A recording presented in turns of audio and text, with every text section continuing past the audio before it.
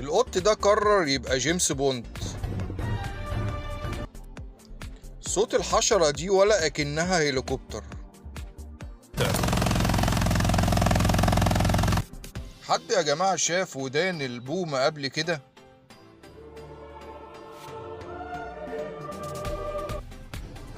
محاولات فاشلة كتيرة للضفدع المسكين ده.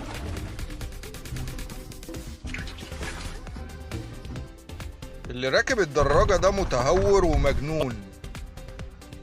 قال رسول الله صلى الله عليه وسلم: من يدخل الجنة ينعم ولا يفنى شبابه، وفي الجنة لا عين رأت ولا أذن سمعت ولا خطر على قلب بشر.